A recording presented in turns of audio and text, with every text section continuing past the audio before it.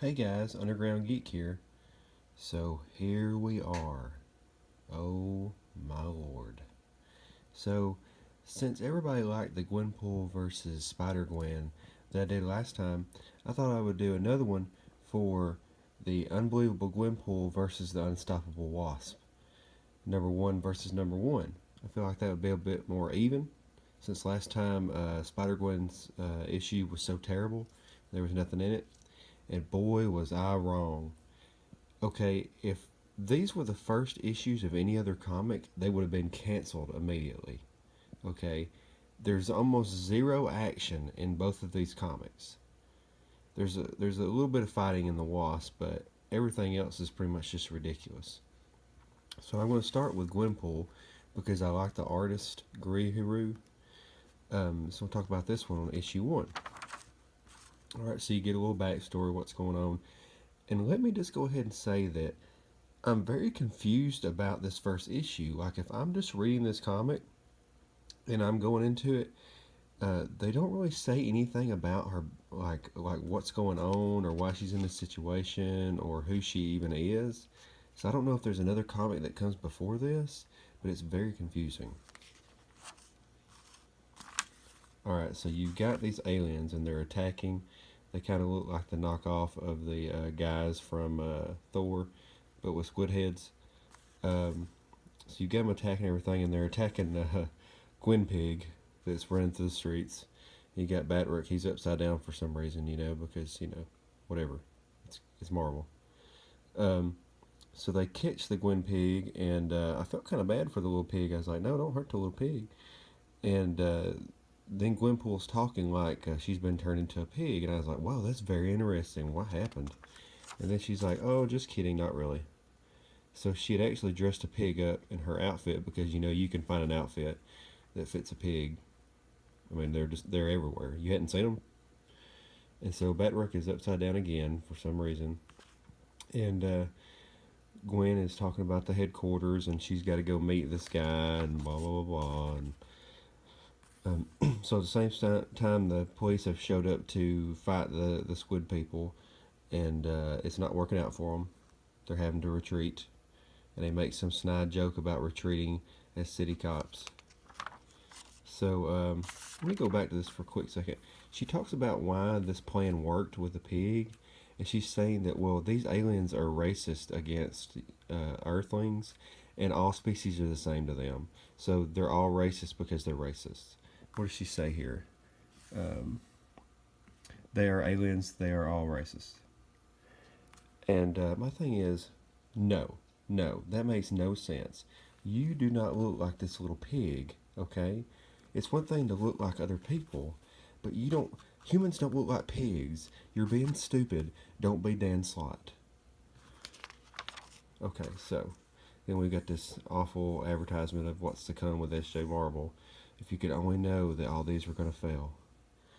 Um, so finally, she gets to this old man's house. She's talking to herself for a minute, you think, and then all of a sudden, her friend, this ghost, shows up. Like, she's got a friend that's a ghost. I don't understand that. Is he Casper? They just kind of say, well, he was a friend of hers that died, and now he's just around. He's just here. Alright, so then you get to meet the actual person that's in the house. Um, and it's this older man. It has something to do with Madoc. Um, of course, they don't really explain it. And he's talking to her, and he's gonna become a client, and he needs something from her, but they don't talk about that either. And so she goes through talking to him, and then the ghost goes back to tell the people at Madoc what's going on. And Badrick, the French Batman, is talking to her about some stuff. Pretty much at this point, the aliens have taken over the police station because, yeah, they're aliens and you're just dudes with guns. But they make some snide joke. Squid alien freak is a compliment here. Good. Okay, so now they speak English. Oh gosh, don't look at that. So then we're back. For some reason, Gwenpool is now at a subway for some unspoken reason. And she does this cool thing where she sticks her head. She knows the cops are coming for her, so she sticks her head in her backpack. And then when she pulls her head back out, she's wearing the Gwenpool mask. I thought that's kind of neat, you know.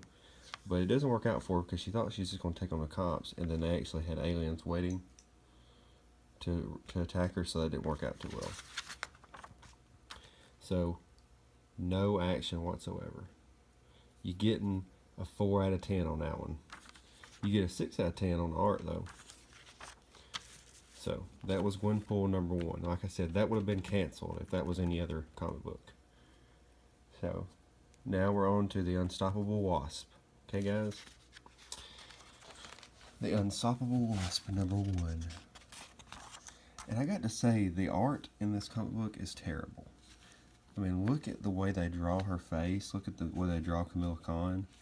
Everybody's got really dark lipstick, and the guys look weird, and there's a lot of talking.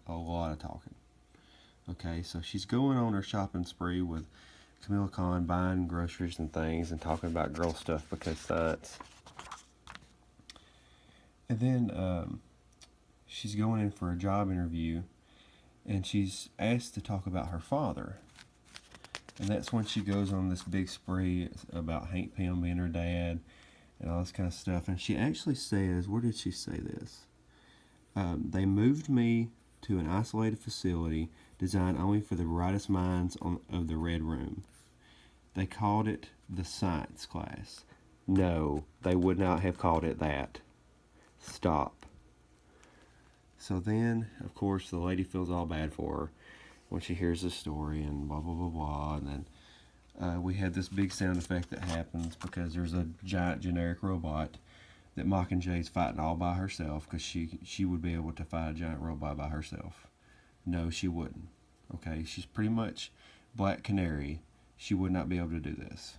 So then Nadia's got to start talking about all the science of the robot because it's cool science. She starts doing this Nadia's neat science facts to the comic book, and it's about the cheesiest, most cringe thing I've ever seen. We get it. You're supposed to be smart. So Mockingjay's not really having a good time fighting this robot. She actually gets thumped like a little bug. Alright, so then Camille Khan and the Wasp team up, and she kind of shots her to catch Mockingjay. So then they go to take on the robot. Oh, and we have these really cringy Harry Potter jokes. It's like Harry Potter, but with science.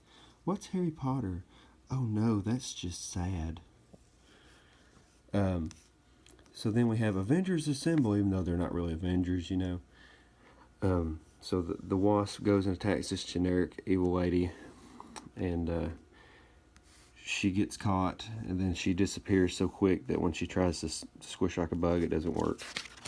So at this point, she's in the robot, and she's singing a song, and it's irritating the bad guy, and she doesn't really have control of the robot anymore. And for some reason, the robot starts dancing to the music. I don't really understand that. And here's something else that's stupid. All of a sudden, the Wasp is able to just control the robot, and so she's just dancing, and it's making the robot dance, and there's no explanation for it. And so then she gets big again, and Camille Khan makes some stupid joke about Empire Strikes Back because, you know, they would know all about Empire Strikes Back being little kids. So then Nadia gets upset because the lady's making fun of her dad, and they get into it, and they're wrestling around, and they defeat the generic gingivitis robot. And so at that point, that she's like, you know, don't let the bad guy use her phasing belt that's like my belt, and blah, blah, blah. She lets her use it anyway. So she disappears, and she's like, well, another month, we'll just fight her again. Okay, yeah. Let's get a smoothie. Oh, what's a smoothie? Nadia would know what a smoothie was, okay? That she says, oh, let's go get a smoothie. What's a smoothie? Is she a robot? Does she not know anything? She would have no personality then. She wouldn't be saying OMG this, OMG that. She would be like a robot, like a soldier. So then we've got more talking, blah, blah, blah. Terrible art, da, da, da, da. Mockingjay looks awful. Now we're best friends because we're women. And then Mockingjay's got a cool Mustang though. I like that. I like the Mustang she's driving around. So then we're riding around in our costumes because we're just gonna wear our costumes out in public now. Blah blah blah blah. And that's pretty much it. There's more talking. There's more her hanging out at her lab talking to Mockingjay. And there's, oh look, a shadow of me wearing my suit. Oh wow. I mean, it's terrible.